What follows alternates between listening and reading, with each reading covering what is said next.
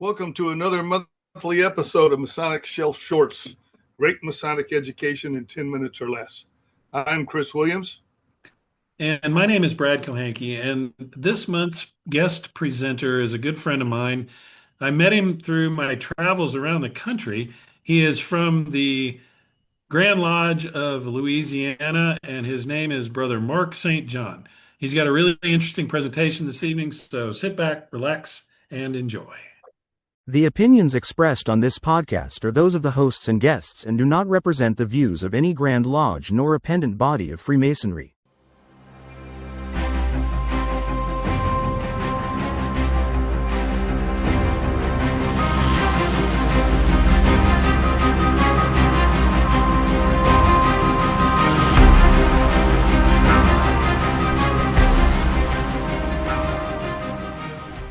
Good evening. I wanted to talk a little bit tonight about starting an education program in your lodge. Whether you are an incoming or repeating worshipful master or an education chairman, there's some things that I've learned from mentors of mine or learning the hard way or seeing in other videos that have really helped me through the years. So I thought I would share them with you. Um, The first thing I would want to say is, everybody's version of masonry is different. Not everybody is interested in esoteric, although I very much am. Some people are just there for the charity. Some are there for the fellowship. Some people are there for other things.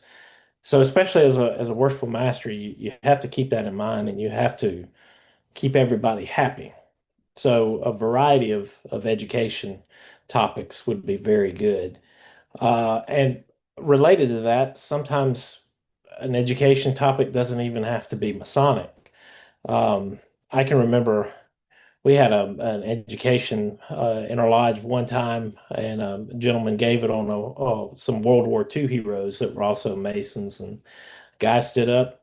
He had been a Mason for 60 years. He said, "I really enjoyed that because I feel like I've heard all the other stuff before." Now, whether that's true or not, I don't really know, but it kind of stuck with me because it showed the importance of a variety of topics to give to keep everybody happy. One year I was master in a lodge in a little, not a very big town, but a decent sized town, but they had a lot of history. If your town has, say, some local museums or other types of places like that, maybe a university where they have some local history on hand, it's a pretty interesting education program to just have a few things about the city that your lodge occupies. Back on esoteric things, though, that's very important too. That's really what we're here for is to give our brethren more light. Um, anytime you can, please include your entered apprentice and fellow craft masons. Those guys are important. I know sometimes it might be different in different jurisdictions, but a lot of times those guys come in, they get a degree, and then they don't show up again until it's time for their next degree. And I've always disagreed with that. I think those guys need light and education as much as anybody. So try to include those guys when you can. And the final thing that I will say about just some good points about starting an education program is, back in the day, back in the 40s, 50s, 60s, there wasn't much that was competing for people's time. There wasn't 200 channels that were on all night long like there are now. And it seems like everybody has kids where our kids are involved in a lot of sports and different things that all seem to go year round now. So back then, there wasn't much that competed for our time, and now there are. So if you're going to have education and you want to inspire your membership to show up regularly for lodge, make it worth their time. And just a few quick things about an actual education program. Um, so I'm in the jurisdiction of Louisiana, and we have what we call an achievement award. And part of that award is giving certain education programs during the year. And what can happen is the same program is done the same way every single year. For instance, if you have something about the landmarks, somebody reads the landmarks, and it's done every single year. So that can get a little old. And so if you have one like that, that's a repeating program, try to mix it up a little bit. Try to approach it from a different angle. Another thing I would say is keep it to about 25 to 30 minutes tops. I know a lot of times we have some members who have driven a long way and they're interested in the education, but they don't want to get home very late. So try to be mindful of their time and keep it fairly short. I would always recommend that at the end of an education, you have some leading questions for the groups that gets started a discussion.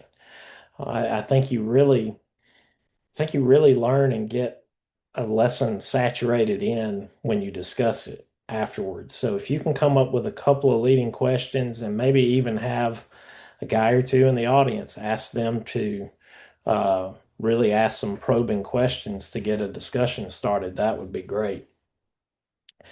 And over time, so I'm not a public speaker per se. Never really have been. I'm an accountant, so we're usually in a back room somewhere.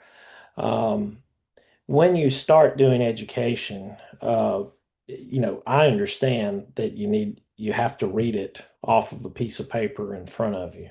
But if doing education is something that you want to do over time, try to move away from that piece of paper.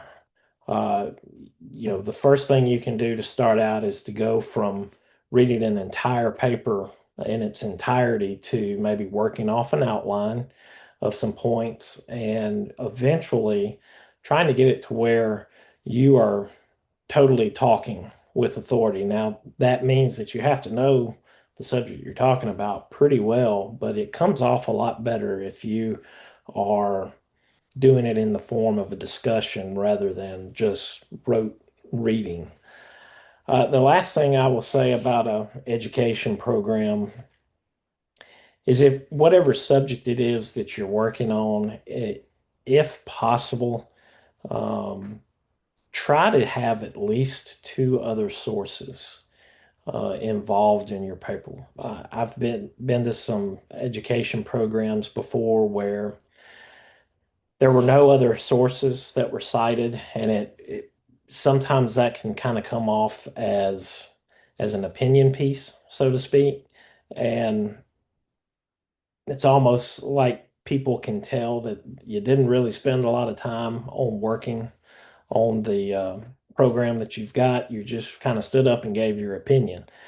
And whether or not, it is an opinion, you should be able to read some other sources and come up with an informed opinion, but have a couple of sources outside of your own or say a monitor that um, reinforces or goes against the idea that you're trying to portray. That way, people feel like you've done some work and you've come at it from a source of educating yourself as well.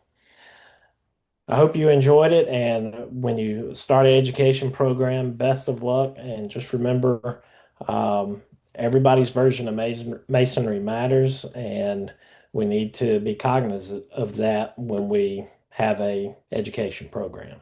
Thank you.